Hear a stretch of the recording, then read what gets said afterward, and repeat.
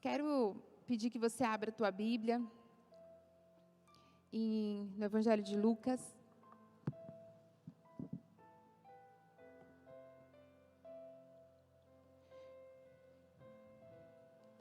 Durante toda essa semana, a palavra que ficou no meu coração, e não muito mais do que isso, eu fiquei buscando de Deus entender o que isso significava, mas o que Deus falava ao meu coração era: a quem se compara essa geração? A quem se compara essa geração? E eu fiquei tentando encontrar essa resposta.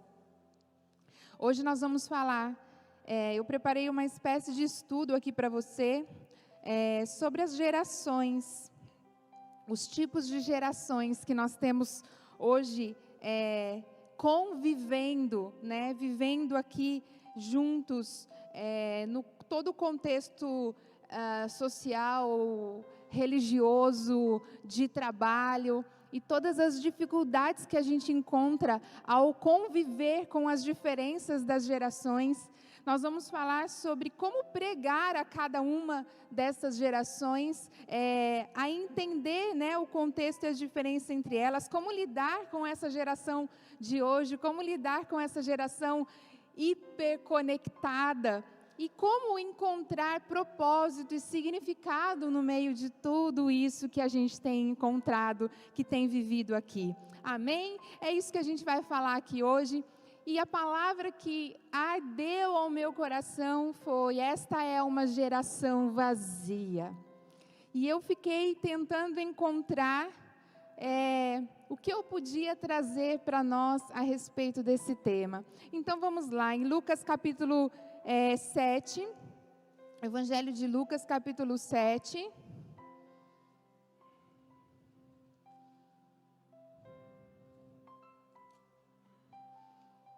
Verso 31.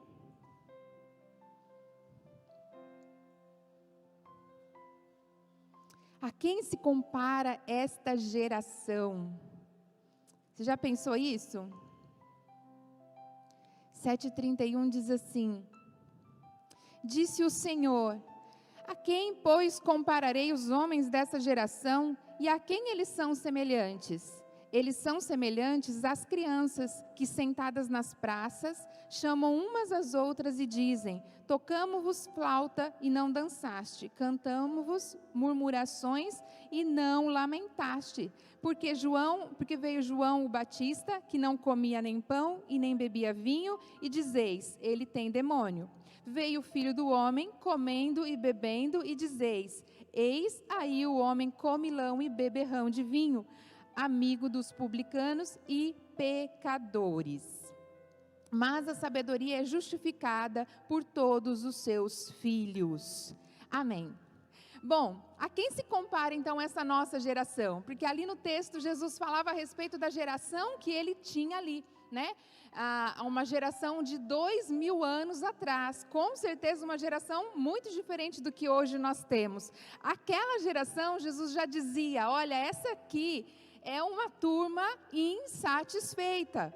Era uma geração que não estava contente com nada, uma geração que reclamava de tudo. João Batista não estava bom, Jesus também não estava, o outro também não estava bom. Era aquela geração que não estava contente com absolutamente nada. Era a geração de Jesus. A gente ainda tem um pouquinho dessa geração, por aqui. E aí, como que nós poderíamos definir a nossa geração de agora? Eu encontrei, vamos ver se você concorda comigo, essa é uma geração que busca significado. Essa é uma geração que busca se encontrar no mundo, na sociedade, mas ela não consegue entender o seu próprio significado. Ela busca significado na igreja, ela busca significado na sociedade, ela busca significado na profissão, mas ela não conseguiu ainda descobrir o teu próprio propósito. Ela não conseguiu entender ainda o porquê da sua própria existência. E é uma geração que se perturba com isso. Quantos já viram isso ou sentiram alguma coisa do tipo? E é uma geração que se perturba por querer respostas e não as encontra. ela procura um significado maior, ela procura um propósito, ela procura isso no exterior, mas ela não consegue enxergar dentro de si mesmo estas respostas. Então se torna uma geração vazia. Eu vou explicar para você aqui os 3 tipos de gerações que nós temos hoje. Talvez você já conheça ou já tenha ouvido falar, mas talvez não. Nós temos 3 tipos de gerações que vivem, né? Porque a geração de 2000 anos atrás já morreu. Então hoje nós temos 3 tipos. Nós temos as chamadas geração X. Quem são a geração X? Geração X são os meus pais. São aqueles que nasceram até 1960, por aí. Quem aqui é geração X? Pode levantar a mão sem medo. Isso aí, a gente tem geração X. Os nossos pais são a geração X. Uma geração revolucionária. Uma geração que precisou aprender a tecnologia quando adulto. Uma geração que precisou se deparar com um mundo conectado, internet, celular, Wi-Fi, que mais? Redes sociais, tudo isso já velho, né? Aí parece que a cabeça não acompanha o ritmo dos outros. Né, pastora? A minha mãe é professora e está lá pelejando, sofrendo, porque agora precisa ensinar online. Meu Deus do céu! E agora? E está essa situação, como que você ensina uma coisa, né? Para quem viveu a sua vida inteira no papel, no presencial, no pé no chão, no olho, né? Aí, de repente, o mundo todo se conectou e a geração X está meio tentando entender. Sabe qual é o problema da geração X? É quando a gente quer que tudo aconteça exatamente como aquilo que eu me sinto confortável e eu acho que é o certo.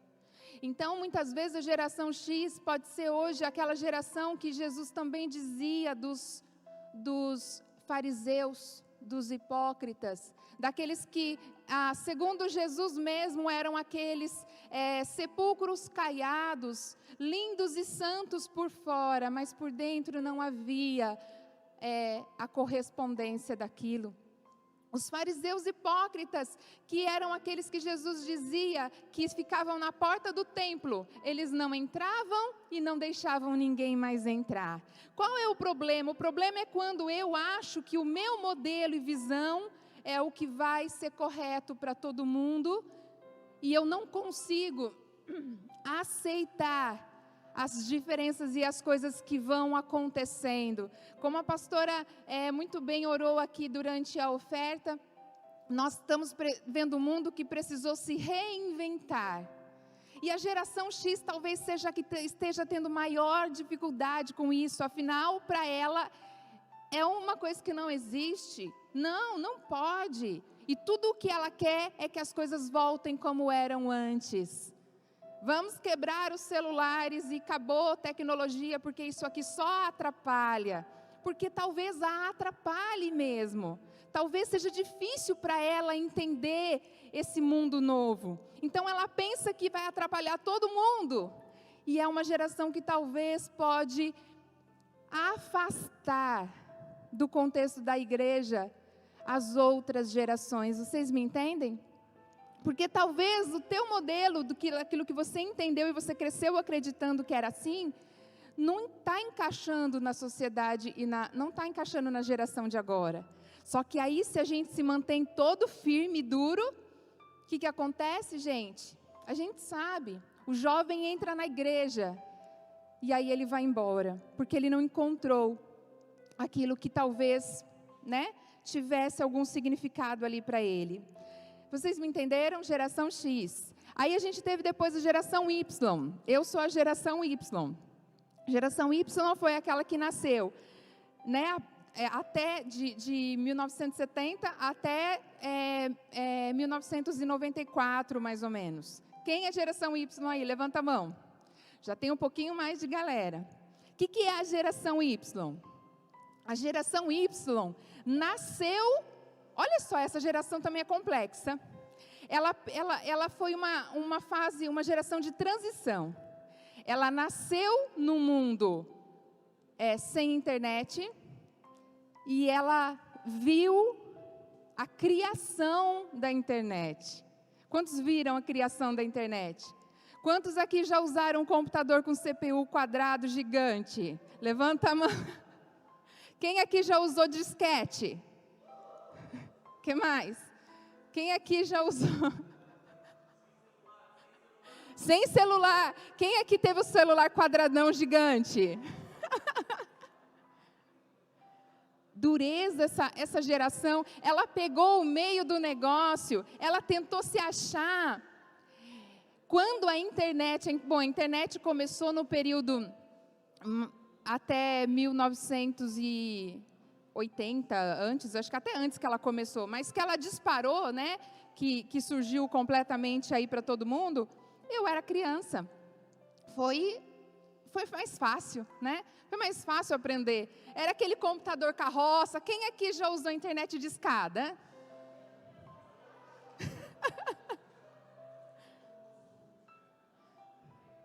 Os meus filhos não têm ideia do que seja isso. Os meus filhos, os seus filhos, as próximas gerações não fazem ideia do que é ficar esperando a internet conectar. E a hora que conectava, o que acontecia, gente? Caía. Eles não sabem. Foi uma geração que precisou aprender e praticamente, vamos dizer que a geração Y nasceu com a internet. Ela conseguiu se adaptar um pouco mais. Se tornou uma geração consumista. Se tornou uma geração que começou a conhecer o mundo muito rápido e começou a querer. Então, ela passou a ser uma geração um pouco mais ansiosa, um pouco mais agitada a respeito das coisas que ela via no mundo. Ela começou a se desenvolver mais rápido. Teve ali todo esse contexto da tecnologia trazendo para ela uma visão diferente. A geração Y passou a buscar experiências. Ela procurou encontrar verdade nas experiências. Ela começou a procurar mais o ser, né? Ela começou a desejar, a geração Y mais um ter, né? Ela começou a querer ter mais coisas. E isso trouxe mais o que? Ansiedade, um pouco mais de perturbação. E a gente tem, depois disso, a geração Z. Geração Z foram aqueles que nasceram a partir de 2005 até 2020. Tem alguma geração Z aqui? Tá vendo? Tem lá. Tem geração G. É a geração dos meus filhos. Os meus filhos já nasceram tocando na tela. Eles não sabem o que é um teclado numérico. Para eles já é tudo na tela. Eles não sabem o que é uma internet lenta, então é uma geração que quer velocidade em todas as coisas. É uma geração que se alimenta muito rápido de informação.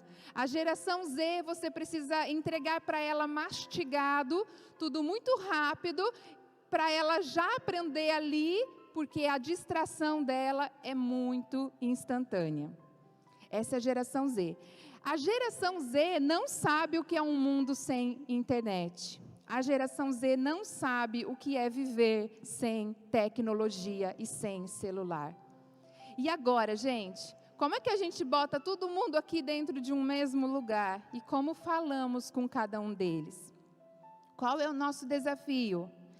É compreender que o meu modelo, que a minha visão de mundo, nem sempre vai ser universal, nem sempre vai ser absoluta, nem sempre vai corresponder à verdade absoluta e inquestionável, que é a verdade bíblica. Vou explicar melhor isso tudo.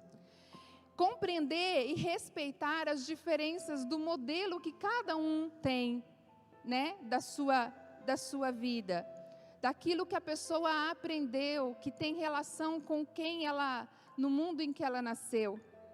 Com certeza teremos aí uma geração pós-pandemia, que ninguém tem ideia ainda de como será. Qual que é o nosso desafio?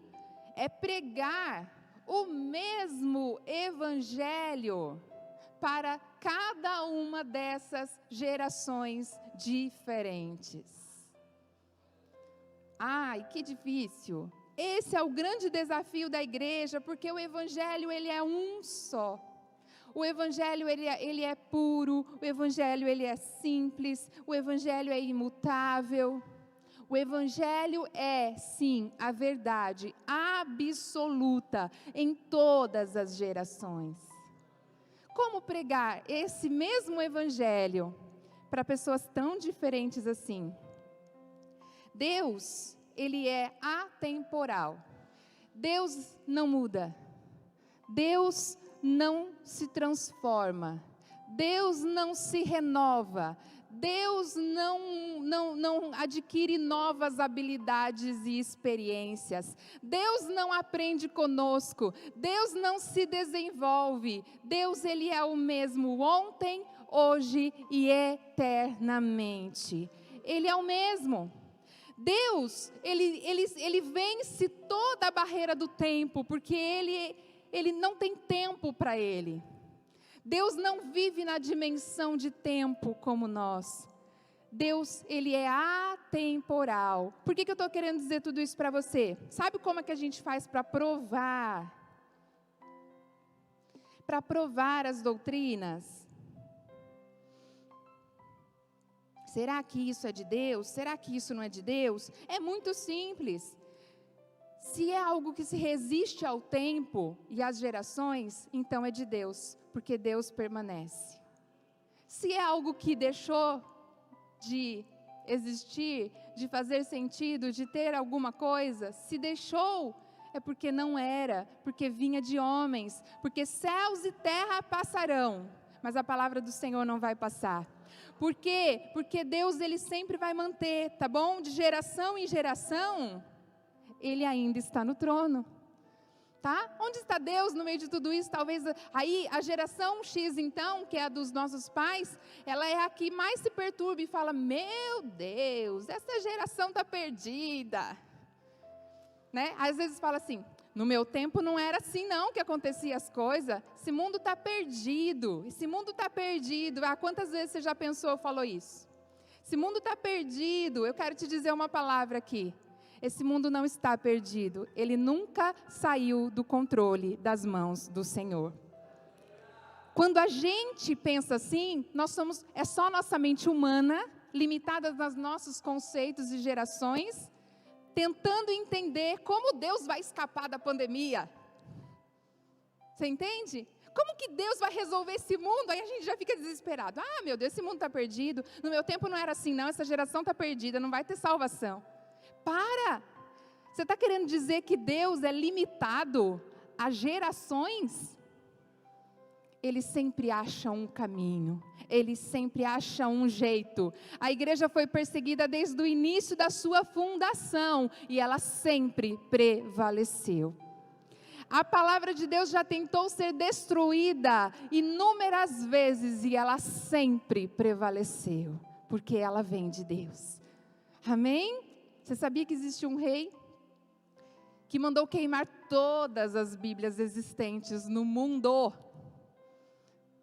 Segura sua Bíblia na sua mão aí, ó. Essa é a prova de que ele não teve sucesso. Tá? Isso aqui é algo atemporal.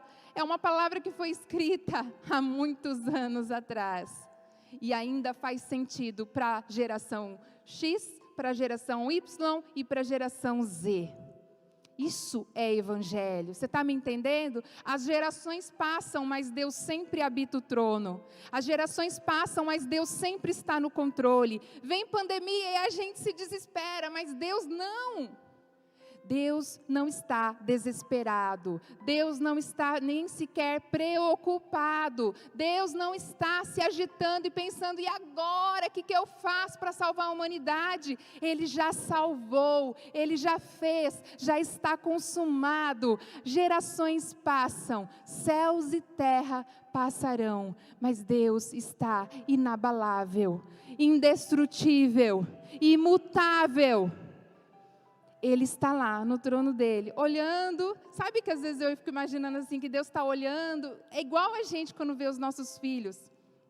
Ele está olhando assim, e está pensando, olha, chegou na fase do porquê, né? Olha, chegou na fase da rebeldia, e agora chegou na adolescência.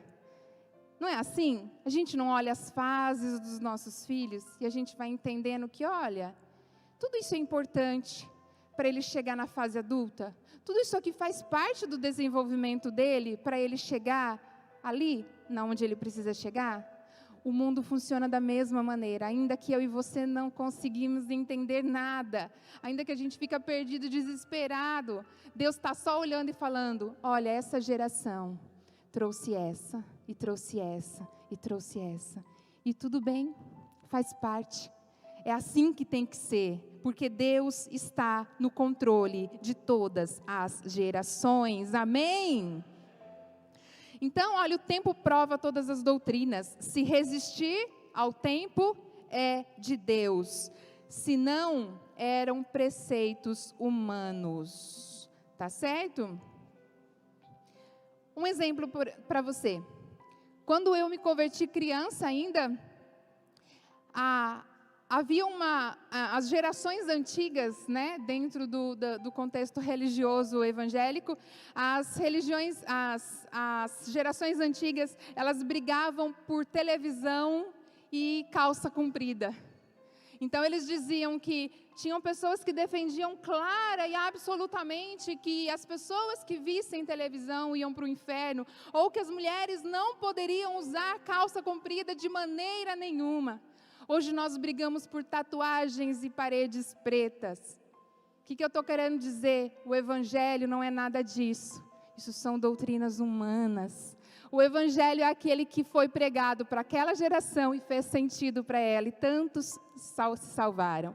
É o mesmo Evangelho que está sendo pregado hoje nessa geração, fez sentido para vários e tantos se salvaram. É o mesmo Evangelho que vai ser pregado amanhã, que vai fazer sentido e tantos outros vão se salvar. O Evangelho é o que precisa ser mantido. O nosso desafio é pregar o Evangelho.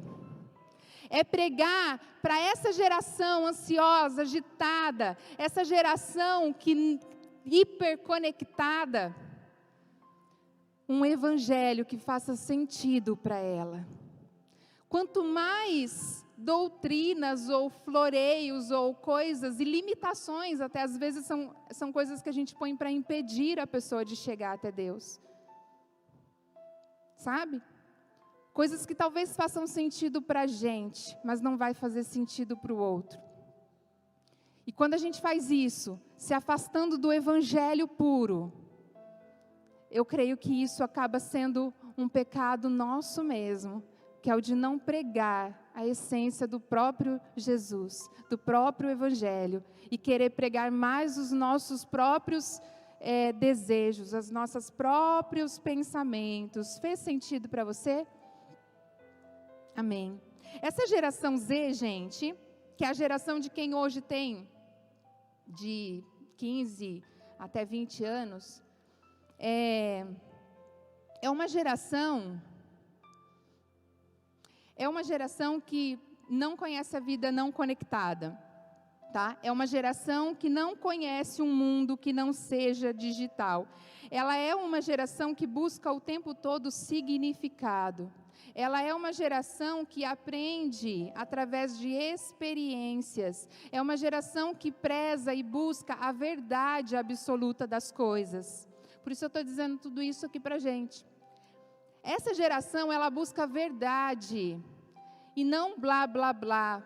É uma geração, muitas vezes a gente, que está em outros grupos de gerações, a gente diz assim, Essa geração não quer nada com Deus.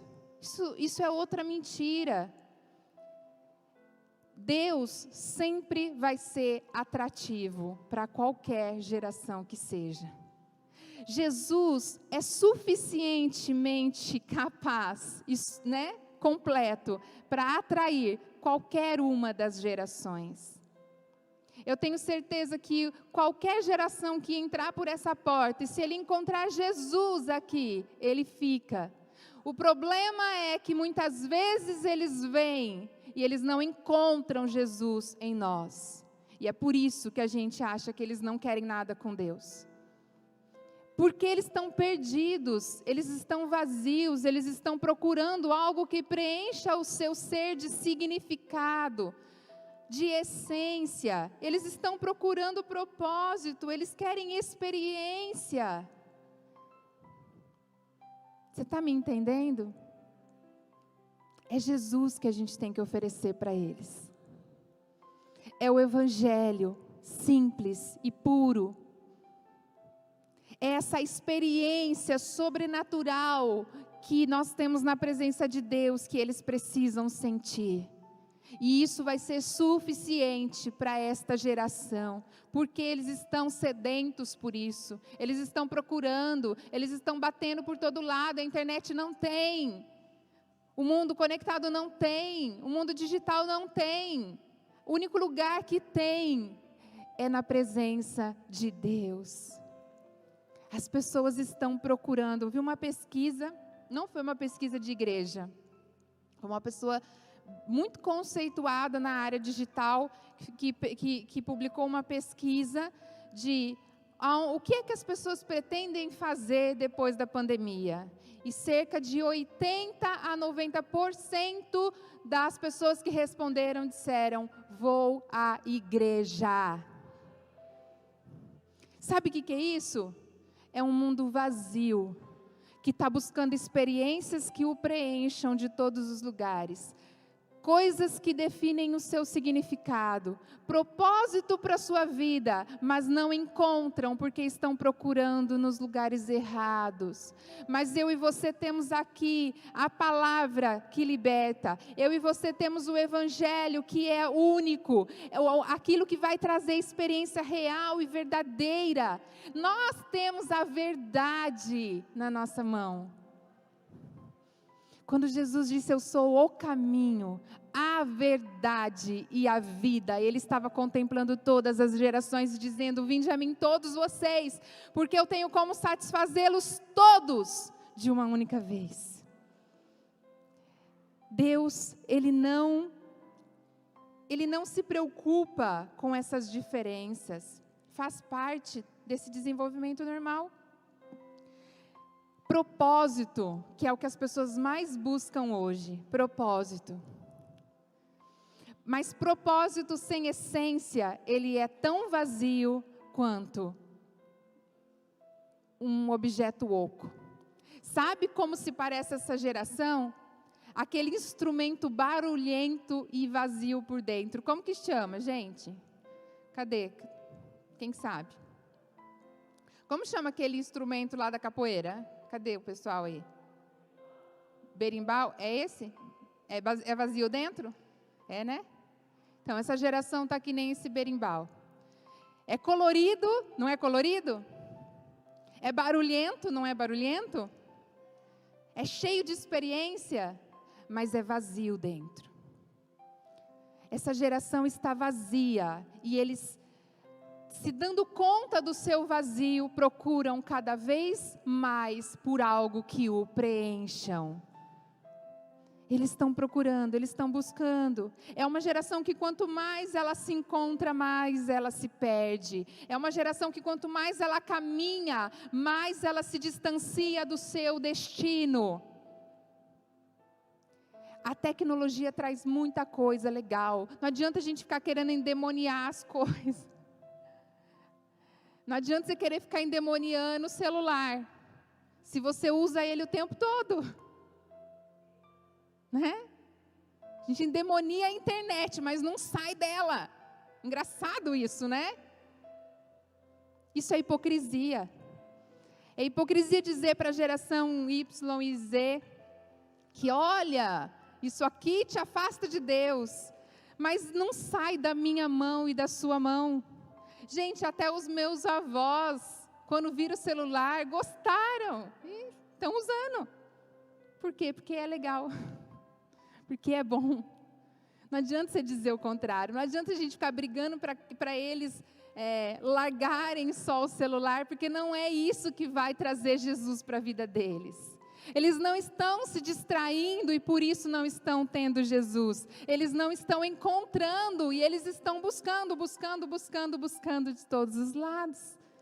Mas quando eles encontrarem, eles vão saber que essa experiência, ela é insubstituível. Que não tem comunidade, que não tem nada que se compare ao contato, à vivência, ao ser tocado, ao tocar Jesus. Porque Ele é a única coisa que pode preencher o vazio do nosso ser. Jesus é o mesmo que fez sentido ontem, faz sentido hoje, vai fazer sentido para sempre. Essa tecnologia toda tem cobrado um preço muito alto, de todas as gerações. Essa tecnologia que tem facilitado tanto a nossa vida, conectado às nossas relações, ela tem cobrado caríssimo em ansiedade e depressão. Geração Y e geração Z, mais ainda, a geração Z tem dados alarmantes. É a geração mais ansiosa e depressiva de todo o mundo. A tecnologia tem cobrado um preço alto. Tem pedido esse aumento do conhecimento, né? Nós estamos vivendo a era do conhecimento. Outra coisa que para Deus também não tem problema nenhum, porque Deus sempre trabalhou por eras, por tempos, por períodos. Houve um período em que Deus não falava com a humanidade. Aí, de repente, Deus escolheu um menino. Se eu não me engano, alguém me ajuda aí, de 7 ou 12 anos, qual que é a idade? Deus chamou esse menino e começou a falar com ele, Samuel. Mas naquela época Deus não falava com a humanidade. Está vendo? Deus trabalha por eras. Nós estamos vivendo a era do conhecimento. E conhecimento é muito bom. Conhecereis a verdade e a verdade vos libertará. Só que conhecimento sem saber o que fazer com ele não serve para nada. Conhecimento só é bom se você sabe o que fazer com ele. Você pode conhecer essa Bíblia inteirinha. Se você não souber como pôr ela em prática, não serve de nada. Você está me entendendo? O que acontece? Essa geração vazia, essa geração barulhenta, essa geração hiperconectada, essa geração ansiosa, essa geração com graves riscos e índices de depressão e suicídio. Os jovens de hoje, essa turminha aí de 16 a 20 anos, eles são, eu não sei o dado exato, mas eles são muito, muito depressivos. O que está faltando para eles? Como é que eu e você podemos ajudá-los? E eu quero te falar que esse mundo pré-fim, pré-apocalíptico, ele precisa conhecer uma nova geração. E eu vou te dizer qual é essa geração que eu mesma inventei. Mas você vai entender. Essa é a geração J. Essa é a geração pré-apocalíptica. O que é a geração J? É a geração cheia de Jesus. Eu vim aqui dizer para você, talvez, que o teu coração é ansioso com filhos, com netos, com o mundo, com pandemia, com tudo, e você está aí achando que, meu Deus, socorro. Eu vim te trazer uma palavra para você, olha, se acalma. Nada fugiu ao controle das mãos do Senhor. Ele sabe o que está fazendo. Nada fugiu ao controle das mãos do nosso Deus. Existe uma geração que Ele mesmo já anunciou. E se Ele anunciou, meus queridos, a gente pode ver céus e terras passarem, mas essa palavra vai se cumprir. Essa geração que Ele anunciou está em Joel.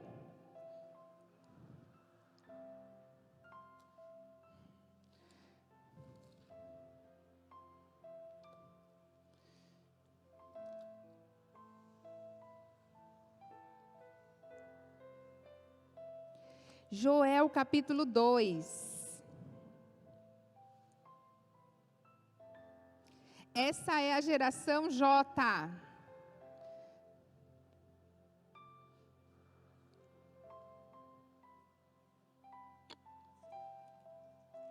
Eu não anotei o versículo aqui. Deixa eu achar. Qual?